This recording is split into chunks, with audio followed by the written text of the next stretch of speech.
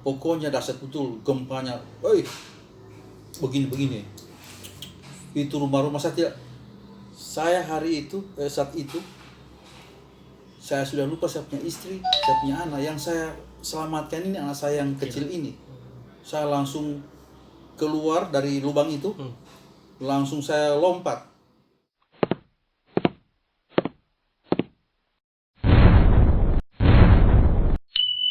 Assalamualaikum warahmatullahi wabarakatuh.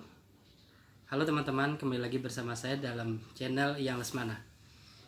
Kali ini kita dalam acara Sama atau Saksi Mata. Di acara ini kita akan mencoba menghadirkan saksi mata yang akan berbagi cerita tentang sebuah peristiwa. Peristiwa yang akan disampaikan kali ini yakni terkait kejadian gempa di Palu, Sigi, dan Donggala pada tahun 2018. Bagaimana ceritanya? Mari kita saksikan bersama-sama. Saksi mata kita kali ini adalah Pak Karyanto Hubu yang menjadi saksi mata pada gempa Palu tahun 2018. Jangan lupa klik subscribe pada channel ini.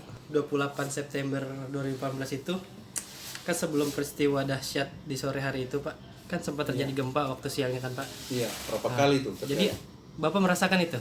Iya, saya rasakan, tapi saya tidak punya perasaan bahwa gempa itu akan menjadi besar ketika itu. Jadi boleh ceritakan, Pak, waktu tanggal 28 itu pas kejadian, ya posisi Bapak di mana, bagaimana ceritanya? Begini, sebenarnya waktu itu saya sudah pulang kantor. Waktu tanggal 28 September itu, ketika pas jam 4 lewat begitu, saya langsung ke rumah. Nah, di perjalanan memang saya banyak orang berkumpul-kumpul, kadang lari, masuk lagi. Maksudnya orang di rumah itu, yang keluar mungkin ada gempa, tapi saya tidak rasakan. Saya langsung ke rumah, jalan terus, tidak ada hambatan. Nah, gempa ini saya rasakan yang besar ini ketika sudah di rumah beserta keluarga saya. Saya sementara bermain dengan saya punya anak yang kecil itu, si Pangeran. Nah, itu pas tiba itu langsung gempa besar. Jadi waktu di perjalanan itu jam berapa itu, Pak, kira-kira Bapak di perjalanan? Jam 4 lebih. Iya, ketika kan hari Jumat itu tuh. Iya, 4.3. Pokoknya saya ketika selesai apel, selesai 4.30 saya langsung pulang, tidak lagi lama-lama. Biasanya saya itu kalau hari-hari biasanya saya saya lembur tuh. Kadang saya lama di kantor lagi. Tapi hari itu saya langsung cepat pulang. Iya. Jadi gimana, Pak? Waktu kejadian Bapak lagi sedang apa, terus anak-anak, terus bagaimana reaksi Bapak? Bagaimana, boleh ceritakan lagi, Pak? Ketika terjadi gempa, yang saya ambil langsung saya punya anak yang kecil itu, si Pangeran. Saya langsung ambil, saya langsung berlari. Di samping rumah saya itu kan ada galian pondasi, tapi belum sempat ditutup. Saya jatuh di situ. Kemudian saya naik lagi. Pokoknya dahsyat betul gempanya. Begini-begini. Itu rumah-rumah saya tidak. Saya hari itu, saat itu, saya sudah lupa saya punya istri, saya punya anak. Yang saya selamatkan ini anak saya yang kecil ini. Saya langsung keluar dari lubang itu, langsung saya lompat. Kemudian sampai di lapangan yang luas, langsung saya berbaring dengan saya punya anak itu, yang kecil itu, si Pangeran itu. Dari rumah Bapak sampai ke lapangan itu butuh waktu berapa lama itu, Pak? Saya sekitar 20 meter. Tapi Kan di samping rumah saya kan ada lapangan. Tapi kan sangat dahsyat gempanya kan. Berapa lama itu Bapak bisa sampai ke situ kira-kira? Saya sudah tidak ingat lagi, Pak, karena pokoknya saya bagaimana anak saya bisa selamat yang kecil ini. Tapi yang herannya saya, yang saya pikirkan cuma anak kecil saya itu. Yang lain saya sudah lupa. Nah, iya. Lalu kapan Bapak ingat di mana istri saya, anak saya yang lain? Nanti sudah selesai gempa. Selesai gempa itu baru saya ingat, saya punya istri, saya punya anak yang saya punya istri itu, Pak. Waktu kejadian itu di sementara mandi. Astagfirullahaladzim. Dia tidak keluar dari rumah. Jadi dia kena rebahan dari lemari itu. Iya. Tapi alhamdulillah selamat. Alhamdulillah. Jadi ketika Bapak sudah di lapangan, langsung ketemu istri Bapak di mana itu? Nanti sudah selesai gempa. Di rumah, di dalam rumah. Saya tidak masuk lagi ke rumah karena gempa terus itu sekitar 4 menit gempa Iya. lagi. Gempa-gempa susulan. Nah, Nah, begitu. ketemunya di lapangan itu juga atau di mana? Di lapangan itu juga. Kan dekat rumah. Iya, istri Bapak istirahat di situ juga berarti. Iya, jadi semua masyarakat yang ada di BTN itu kita kumpul di tempat itu. Lapangannya. Nah, waktu itu kan sebenarnya kan cuma gempa Pak ya? Di Palu kan ya tadi. Nah, Bapak sudah tahu belum waktu itu tuh sudah ada gempa dan likuifaksi dan bahkan ada tsunami kan? Iya. Bapak sudah tahu itu waktu malam itu. Begini, ini kan ada saya punya lago ini namanya Haris. Dia habis antar Pak Faisal dan istrinya, dia langsung ke rumah. Nah, dia terpisah dengan dia punya istri. Istrinya di BTN sebelah yang tempat itu likuifaksi. Tapi kita belum tahu likuifaksi ini ada. Nanti sekitar jam-jam 9 lewat, saya mencari istrinya si Haris ini. Mencari istrinya, saya jalan-jalan naik motor. Ternyata ini jalan sudah terputus-putus. Tapi kita tetap cari, akhirnya kita dapatkan. Nanti jam 9 lewat, kita tahu bahwa Petobo itu kena likuifaksi. Tapi saya tidak tahu bagaimana likuifaksinya. Saya kira cuma banjir begitu. Iya. Lumpur Pak ya. Iya, saya kira padahal rumah-rumah sudah hancur semua. Iya. Rumah saya dengan tempat likuifaksi itu sekitar 300 meter.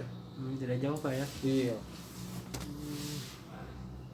Jadi setelah malam itu baru Bapak tahu, pas jam 9 itu baru Bapak tahu ada Iya, jam 9 lewat. di Petobo begitu Pak ya. Iya, tapi saya tidak tahu bagaimana itu di dalam Petobo karena dilarang masuk. Oh, sudah dilarang masuk sejak malam itu Pak. Dilarang karena dibilang nanti ada Takut ada susulan kan. susulan lagi. Iya. Iya.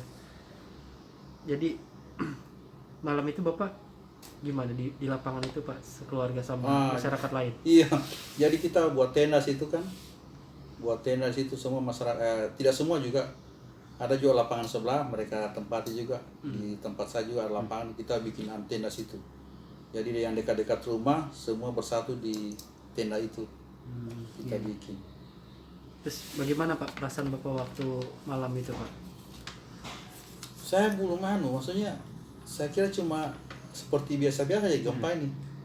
Karena saya belum tahu dahsyatnya itu. Saya belum pernah lihat bagaimana keadaan bangunan-bangunan dan yang lain-lain. Saya iya.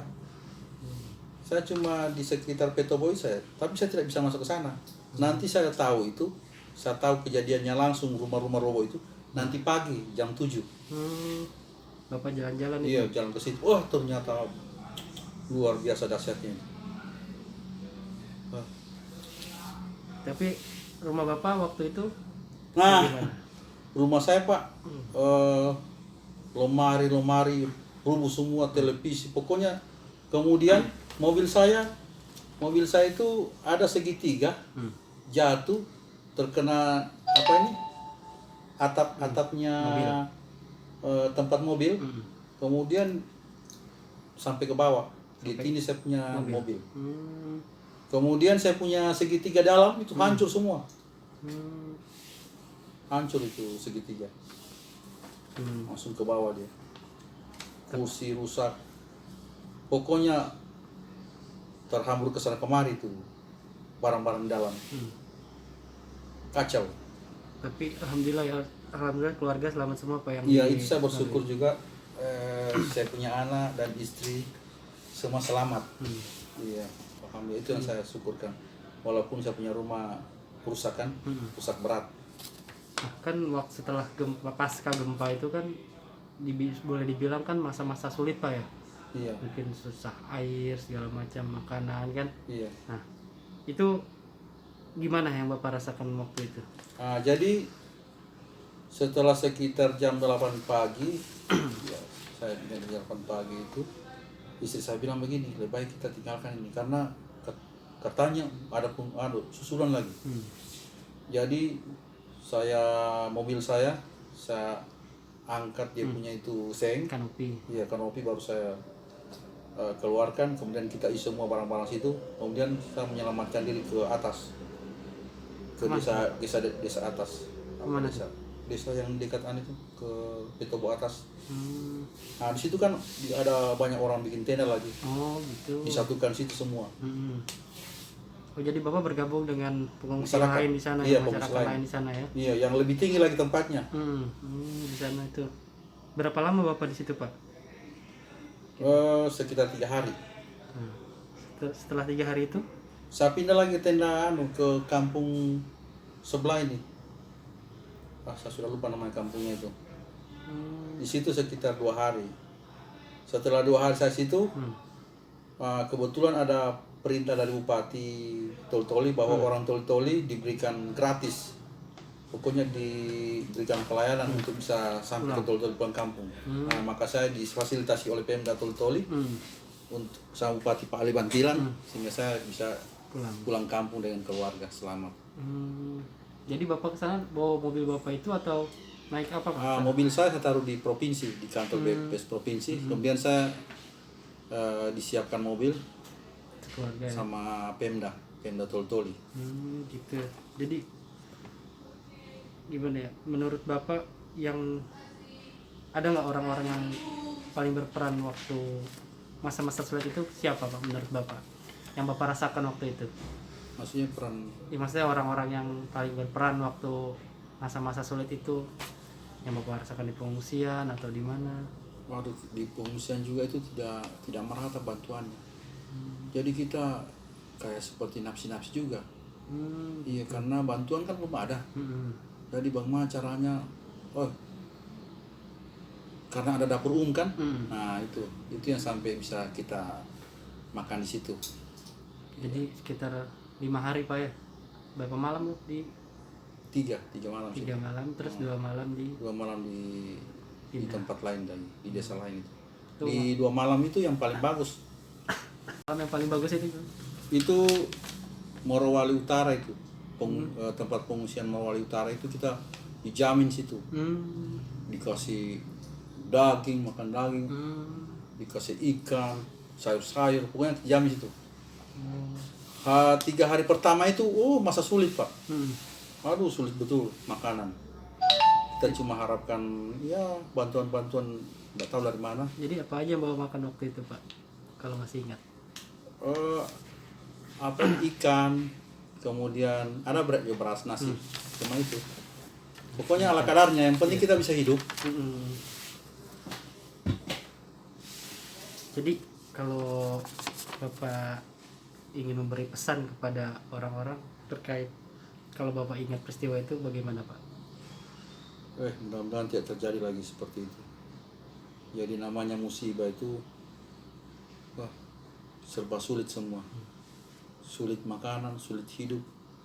Kemudian banyak terjadi pencurian barang-barang kita. Jadi mudah-mudahan kejadian seperti ini tidak terjadi sama diri kita dengan keluarga, diri saya dan keluarga. Mudah-mudahan tidak lagi. Jadi setelah 5 hari, bapak bertahan cuma sekitar 5 atau 6 hari ya pak di Palu setelah? 6 hari, karena 1 hari saya lagi di Pemda itu, tidur. Pemda mana? Pemda Toli-Toli, mes Pemda. Yang di Jalan Mantilan itu. Oh itu ya. Ya di situ saya. Oh jadi sebelum berangkat dikumpul dulu di sana? Iya. Menunggu mobil. Iya. Setelah itu kalau sudah Toli-Toli sudah aman pak ya? Iya. Jadi saya ucapkan terima kasih kepada Bupati Toli-Toli juga yang sudah memfasilitasi saya, sehingga saya dan keluarga bisa pulang kampung dengan gratis. Dan luar biasa pelayanan di mes Pemda Toli-Toli. Banyak sekali makanan, kemudian baik-baik semua orang di situ. Alhamdulillah pak ya. Iya. Peran dari Pemda asal kampung sangat membantu pak ya? Bagus sekali. Pak, ya? Pokoknya dalam perjalanan kita luar biasa pelayanan di kampung-kampung, orang kita dikasih makan. Iya. Jadi harapan bapak selanjutnya bagaimana pak? Maksudnya harapan ya semoga kejadian ini menjadi bahan pelajaran bagi kita semua, karena kejadian ini kan jarang terjadi. Iya. Dan ketika terjadi itulah yang kita rasakan sulit betul. Namanya kadang musibah, apalagi musibah itu kan musibah gempa, likuifaksi, kemudian tsunami. 3 Pak yang kita rasakan. Tetapi yang kita rasakan di Petobo hanya itu likuifaksi. Dan gempa itu Pak ya. Iya. Oke Pak, mungkin itu dulu. Terima kasih banyak atas sharing ceritanya terkait pengalaman gempa. Semoga ini semua bisa jadi pelajaran kita ke depannya Pak. Iya, terima kasih banyak nih. Oke, terima kasih Pak Karyanto.